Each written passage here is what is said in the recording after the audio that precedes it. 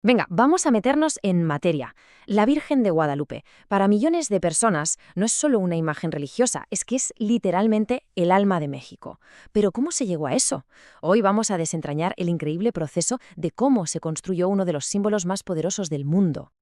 Esa es la gran pregunta, claro, porque esto no va solo de fe, que va, esto va de historia, de política y de la creación de una identidad. Así que vamos a rastrear cómo este mito se fue construyendo, reinterpretando y utilizando a lo largo de 500 años de historia. Casi nada. Bueno, pues todo arranca en el momento de la conquista española, un momento superviolento, un crisol donde las creencias chocan y a la vez se fusionan. Y es justo ahí donde se sientan las bases de una historia que ya desde el principio está llena de contradicciones. Aquí vemos el doble juego, la doble estrategia que tenían los misioneros. Por un lado, la orden era tajante, arrasar con todo lo indígena. Pero por otro, eran muy pragmáticos. Pensaron, oye, ¿y si construimos nuestras iglesias justo encima de sus templos? Así se aprovechaban de que la gente ya iba a esos sitios a rezar. Y esta tensión, esta dualidad, es clave para entender todo lo que viene después. Y claro, el lugar donde nace el culto a Guadalupe no es casualidad, para nada. El Cerro del Tepeyac era el epicentro de la adoración a Tonantín, que para los aztecas era nuestra madre. Así que los españoles, de forma muy deliberada, colocan a su madre sagrada justo encima de la madre de los indígenas. Un reemplazo simbólico en el mismísimo terreno sagrado. Pero ojo, que no todos los españoles estaban de acuerdo con esto. Había misioneros, como el famoso franciscano Bernardino de Sahagún, que lo veían con una sospecha tremenda. Para él, que los indígenas llamaran Tonantzin a la Virgen era, y cito, una invención satánica, una manera de seguir con su idolatría de siempre, pero con un disfraz cristiano. Y la cosa no termina ahí, ni mucho menos. Apenas 25 años después de la supuesta aparición, otro franciscano, Francisco Bustamante, lo denuncia públicamente. Dice que la imagen no es ningún milagro, que es una pintura. Y hasta da el nombre del artista, un indígena llamado Marcos. O sea que desde el minuto 1, la autenticidad de la imagen ya era un auténtico campo de batalla. Saltamos ahora al siglo XVII, y aquí la historia da un giro fascinante. Entra en escena un nuevo grupo, los criollos, es decir, los hijos de españoles nacidos ya en México, y van a empezar a remodelar este mito para sus propios intereses. El punto de inflexión total es la obra de Miguel Sánchez en 1648. Él es, podríamos decir, el arquitecto del mito moderno. Recopila todas esas historias que iban de boca en boca, las pone por escrito por primera vez y, lo que es crucial, le da una base teológica potentísima. Conecta la historia de Guadalupe con el Apocalipsis. De repente, México ya no es una simple colonia, no, ahora es el escenario de un milagro bíblico. Y Sánchez no se esconde, ¿eh? Lo dice con todas las letras. Lo que le mueve es el amor de la patria. Su objetivo era darles a los criollos un símbolo propio, un símbolo divino que no viniera de España. Estaba de forma muy consciente dibujando una nueva identidad nacional. Y aquí llega la fusión más bestia de todas. Sánchez coge la iconografía cristiana y la une con el símbolo fundacional de los aztecas, el águila sobre el nopal.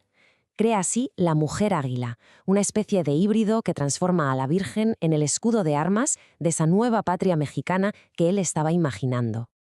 Damos otro salto, ahora hasta el siglo XIX. Ese símbolo que los criollos habían ido cultivando está a punto de convertirse en un arma en la lucha por la independencia de España.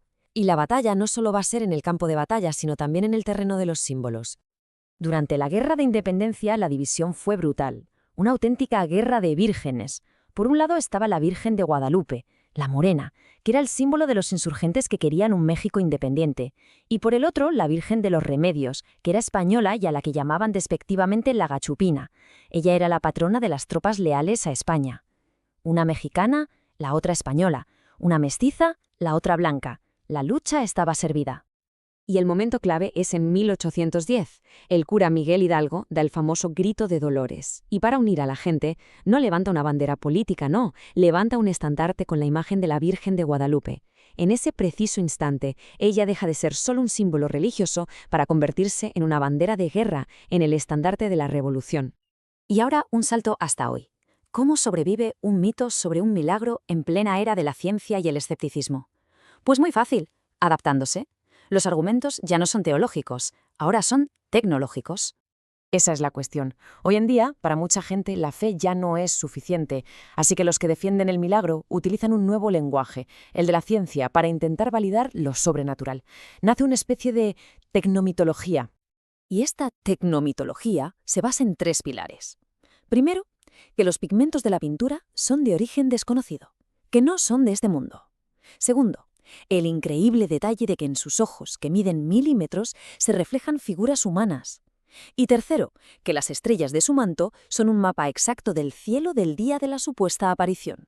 El argumento de los pigmentos, además, se refuerza atribuyendo esta frase a un premio Nobel de Química, Richard Kuhn, aunque esta atribución es bastante dudosa, todo hay que decirlo.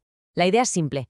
Si la ciencia no puede explicar de qué está hecha la pintura, entonces tiene que ser divina. Pero lo de los ojos es todavía más alucinante. La prueba ya no es teológica, ahora es microscópica, digital.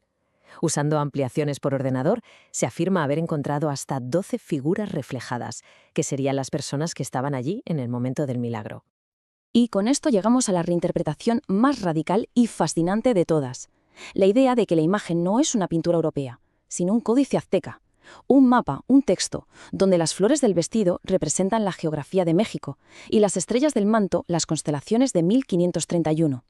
Es el intento final de reclamar la imagen como un documento 100% indígena. Después de todo este viaje, creo que queda claro que la historia de la Virgen de Guadalupe no es una, sino muchas. Es un mito que nunca ha parado de transformarse para responder a lo que cada época necesitaba. Así que la clave de todo es esta. El poder de la Virgen de Guadalupe no está en una historia fija, congelada en el tiempo. Su poder reside en su increíble capacidad para adaptarse. Ha sido un símbolo de mezcla de culturas, de orgullo criollo, de independencia, de identidad mestiza y ahora hasta de reivindicación indígena.